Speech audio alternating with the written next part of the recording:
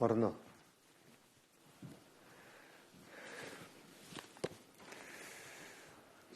Bai, horrela ondo. Vale. Bueno, egunon guztioi. Gaur, Gipuzkoa turismoaren udako kanpaina aurkezteaz gain, beste gauza bat ere aditzera gatoz, ez? Eta da, benetako aurrera pausu bat suposatzen duen ekimen bat. Hau da, gure plan estrategikoak, begika ereduak, adimenaz jasotzen du uztarri bezala, ez? Eta bere barruan digitalizazioa. Hemen dago, benetako digitalizazioa. Hau da, Gipuzkoako lurraldearen eskaintza turistiko guztia digitalizatuta eskaintzen dugu. Gure mobilean, ez? Gure mobilean, eta hori daukagu momentuan, eta doan gainera. Eta ekimen hau ikusten dugu, estatuan intzindari dela, ez? Azken finean, guzti informazio turistiko guztio gure mobilean bateraturik eukitzea, benetako hitoa suposatzen du, ez? Eskaintza turistikoaren digitalizazionek bulego turistikoetan eta baita alojamendu eta ostatuetan ematen den informazioari gehigarri edo komplementari zentzu bat eman nahi diogu, ez? Azkenean, askotan denbora gabe dabiltza eta agroturismo batean adibidez ez dago hango arduraduna, erraminta honek ematen diona da turistari informazio guzti hori edukitzeko parada edo aukera, ez? Honela, Arantxat sortu dugu. Hemen dugu Arantxat. Arantxat da Gipuzkoa turismoaren asistente virtuala. Hau da, zurek turismo gida virtuala. Chatbot bat izango da, eta chatbot hau gainera WhatsAppez emango dugu. Hori da importantena, ez? Azken finean kanala. Kanala oso erraza da, oso irisgarria, doainekoa, denek erabiltzen duguna, eta hor bertan daukagu gainera informazio turistiko osoa. Jendeak ondo ezagutzen du, oso intuitiboa, eta azkenean zure agendan altan ematen duzu, eta ja badaukazu informazio hori.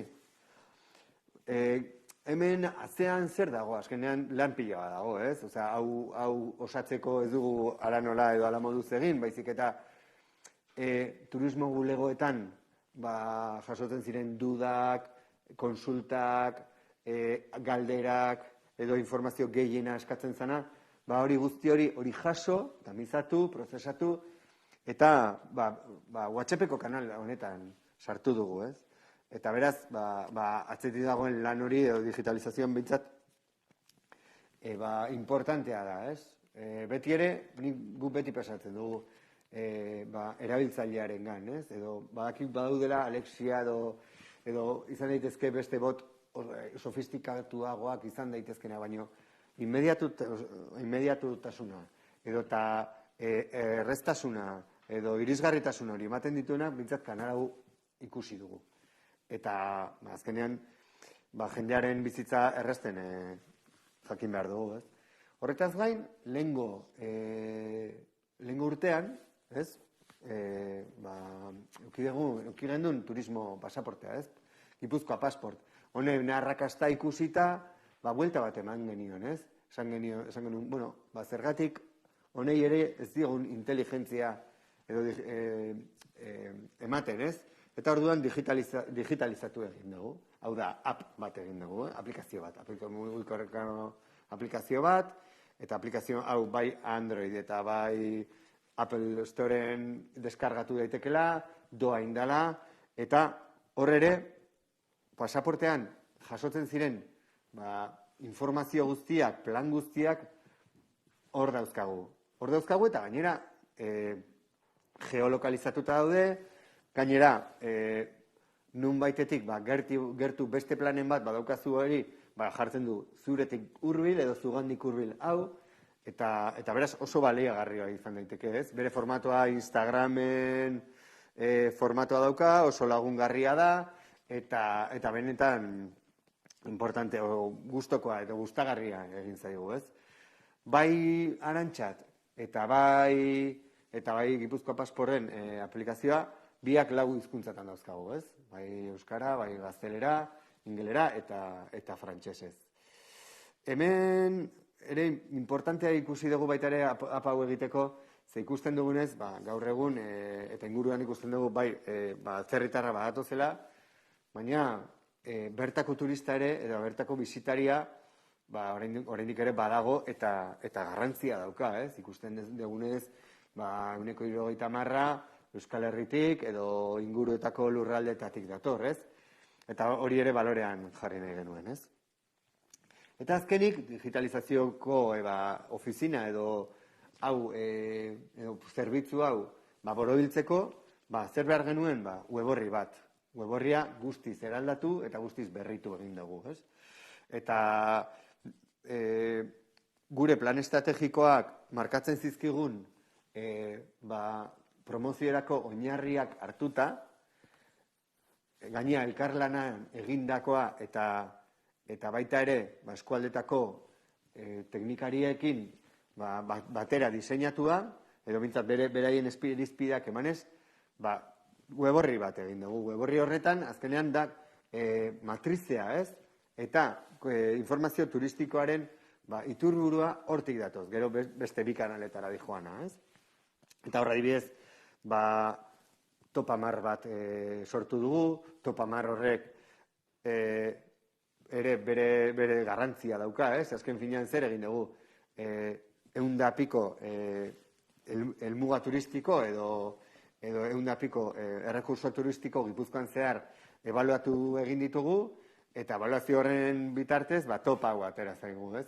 Beti ere turismoari edo turismo teknikoki, turismoan garrantzia duten irizpidei kontutan hartuz, ez? Bai estazionalidadea, bai irisgarriak diren ala ez, bai notoriedadea, beraz, irizpideak oso objektiboak izan dira, ez? Eta etengabeko lan. Horrek ez du esan nahi, topamar horretan ez daudenak, promozio horik ez duten ikokiko, ez da gutxiago ere. Eta gainera, hor proposatzen dira baita ere euritako planak, family planak, edota bai mendia promozionatzen da, hondartzak. Informazio guztia edo gida turistikoa, paperan genuen gida turistiko hori, hemen daukagu, ez? Jasota. Eta, Arantxat, hau nola iritsiko da jendearen gana? Edo zer egin, nola egin dezakegu zer?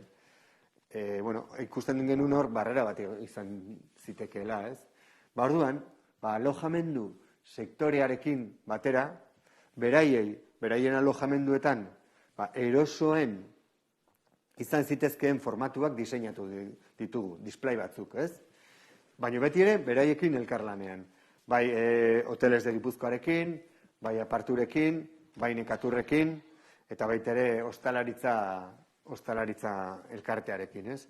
Beraiekin elkarlanean diseinatu ditugu, display batzuk, non QR batzuk egongo diren, honen antzekoak, eta jendeak QR horiek jeitsiz, bai Arantxat, eta bai Gipuzkoa pasport, eta gero azpian ere, nola ez, web orria, hori izan daitekeen, ez? Guk hor bai oso respetua handia izan nahi izan dugu, edo eduki nahi izan dugu beraiekiko, ez? Azkenean, hau erraminta komplementario bat da, haien bizitza laguntzeko, ez? Lehen esaten nuen bezala, igual apartamentu turistiko batean, zuk jabea ez duzu ikusten, ez? Orduan, baina euki dezagun, eman dezagun aukera turistari hor bertan, bai aplikazioa eta bai bere mugikorrean izan dezan informazio turistiko hori bere eskura eta erarik errazena hau izango litzateke. Beraz, bai asoziazio hauekin egindako elkarlana eta beraiek mandako disposagarritasuna benetan eskertzekoa da eta eskertu nahi nuke, ez? Eta gero baita ere, kalean ere, Arantxatek egon beharra dauka. Orduan, ikusiko duzute udan zehar, nola kanpainak egingo ditugu bai medioetan, bai idatzizkoetan, bai irratian, eta baita ere sorpresa batzuk ere eukiko ditugu. Eta nola ez, gure Instagram perfilean beti izaten ditugu, bai zozketak, bai promozioak, honen inguruan ere, gure Arantxaten inguruan ere, ala izango ditugu, eta aprobetxatu ditzazue. Decía en euskera que esta mañana venimos a presentar la campaña de verano de turismo, ¿no? Pero no solo eso, sino con eso también lo que queremos presentar es una nueva iniciativa de transformación digital de la promoción turística de Guipúzcoa. Yo creo que esto es muy importante, ¿no? Al final, la digitalización hoy por hoy es vital, ¿no? En la promoción turística, en la promoción de los destinos, del que se habla mucho, pero luego hay que bajarlo al plano real, ¿no? Y esto es un debate que hay en el sector. Pues bien, nosotros hemos creado un servicio de información turística virtual, innovador y pionero a nivel estatal, porque lo que hacemos es concentrar todo en el móvil, ¿no? Que tú en el móvil puedas tener toda tu información del territorio de manera gratuita, de manera fácil y de manera muy accesible. Desde luego, esta digitalización viene a reforzar y a complementar la gran labor que realizan las oficinas de turismo, por un lado, y por otro lado, los propios front desk de los hoteles, con sus conserjes, o bien las pensiones, o la gente que da el trato directo cada día al turista, ¿no? Nosotros venimos a ser complementarios y a tratar de ayudarles y a tratar de hacerles la vida fácil, ¿no? Y así nace, por ejemplo, Arantxat, ¿no? Que es tu asistente virtual, tu guía turístico por Guipúzcoa, ¿eh? Este guía turístico, va por medio de WhatsApp, ¿no? En el cual, pues, por medio de un QR o por medio del teléfono 688-768-903, tú, con solo dártelo de alta en tu agenda, ya tienes toda la información turística del territorio en tu móvil, ¿no? Hemos pensado en WhatsApp porque es un canal que todo el mundo conoce, que todo el mundo usa, que todo el mundo sabe usar, muy intuitivo, muy fácil y muy inmediato, ¿no? Entonces, también es cierto que detrás de esto hay un gran trabajo de las oficinas de turismo en cuanto a que hemos recogido todas las dudas, las dudas más comunes que suele haber, las preguntas más comunes que suele haber, las inquietudes que suelen tener esos turistas y las hemos plasmado en un árbol de decisión, ¿no? Para que luego poder interactuar con él, ¿no? También hay que tener en cuenta, pues como decía en euskera, que es una herramienta que va a haber en 4 idiomas, en inglés, en euskera y en castellano, ¿no? Y que la forma de descargarlo, como antes decía, pues es un poco con los QRs, ¿no? Es un servicio totalmente gratuito, muy inmediato y que funciona a las 24 horas. O sea, en cualquier momento, bueno, aun estando en origen, ¿no? Podemos mirar, oye, ¿qué podemos hacer? ¿Qué planes podemos hacer, ¿no? Y lo mismo hablaría con Guipúzcoa Passport, ¿no? Al final, el año pasado fue un éxito a nivel local y por la implicación que tuvieron las guipuzcoanas y los guipuzcoanos del propio Guipúzcoa Passport, pues hemos querido dar una vuelta y convertirlo en una aplicación muy moderna, muy agradable al uso, la cual pues tiene una estructura parecida al Instagram y donde los planes vienen recogidos pues por naturaleza, por familia, y por varios criterios, ¿no? Y aparte de eso, están geolocalizados. Esto nos da la posibilidad de que cerca de nosotros te propongan otros planes, ¿bien? Y creemos que es un valor añadido muy importante. Hombre, es cierto que la aplicación esta es un poco enfocada más a un público más local que conoce más los planes, pero que a su vez, pues, desde luego va en concordancia con la tendencia que hay ahora mismo de los flujos turísticos. Quiero decir que el público local, el turista local y el visitante local va a seguir estando aquí y por lo tanto pues hay que ofrecerle pues soluciones. Además de esto, tanto Arantxat como la aplicación de Guipúzcoa Passport, al hablar de digitalización, ¿qué nos dan? Nos dan 2 cosas, o más de 2 cosas. La primera, la gente de dónde viene, ¿no? Esto es, de dónde es la gente que se conecta a estas aplicaciones. Y luego, ¿a dónde va? ¿No? Por ejemplo, pues puede darse que a los japoneses les guste más ir a Aránzazu, puede darse que el público de Madrid le guste más el Geoparque del Flix, por ejemplo, de la Costa Vasca. Entonces, eso nos da pie a nosotros para conocer las tendencias que hay del turismo. los flujos de turismo, de tal forma que nosotros también podamos diseñar campañas turísticas, ¿no?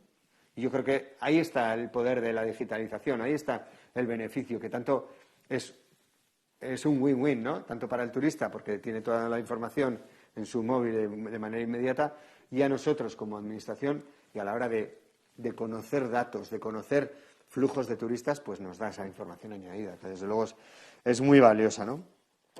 Bueno, y por último, y esto es que realmente esto es digitalización real, ¿no? Y luego, por último, está, cómo no, la página web. La nueva página web que la hemos hecho de manera colaborativa con los técnicos de las diferentes comarcas de Guipúzcoa, en el cual se ha dado la vuelta completamente a esa página web. Yo creo que vale la pena verla porque se han metido unos vídeos muy potentes, con fotos de mucha calidad, donde se explica muy ordenadamente la oferta turística o los recursos turísticos que hay en el territorio. Todo esto viene con una coherencia muy potente de nuestro plan de marketing, digamos, y que establece, por ejemplo, un top 10, ¿vale?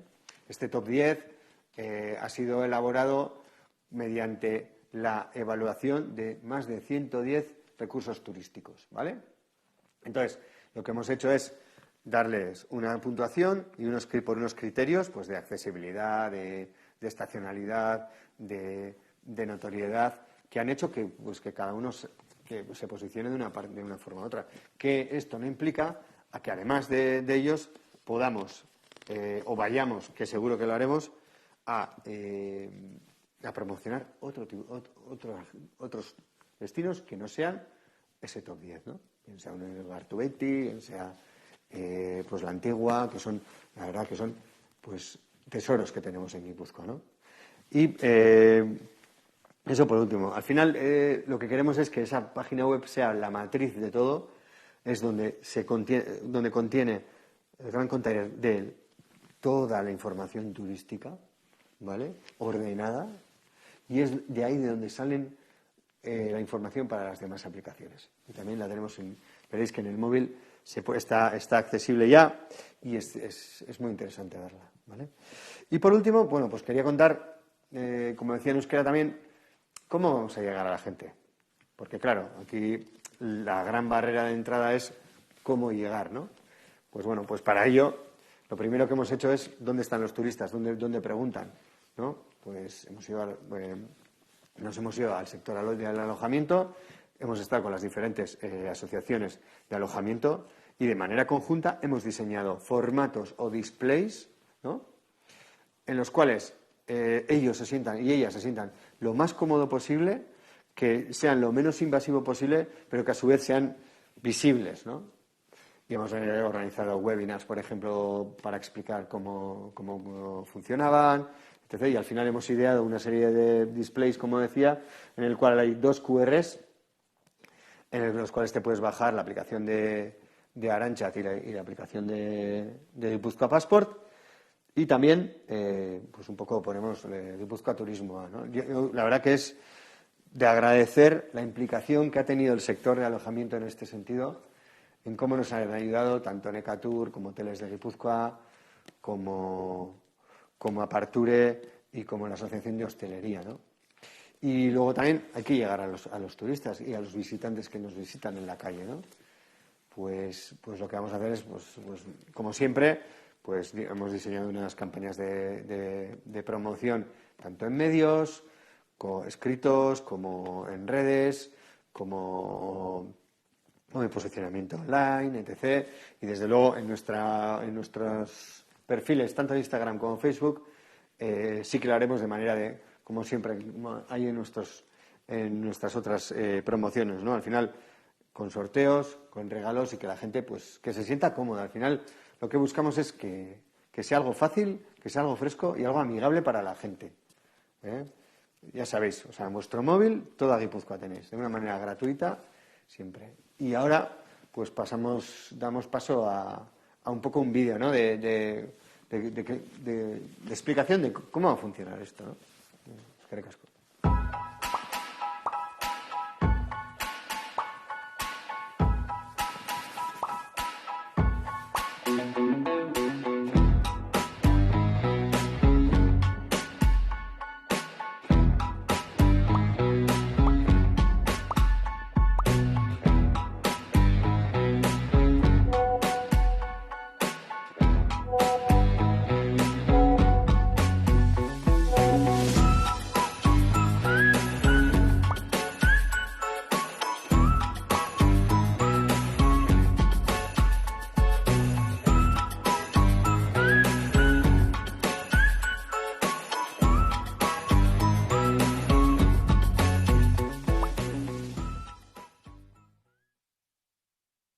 ez dakit galderarik dagoen.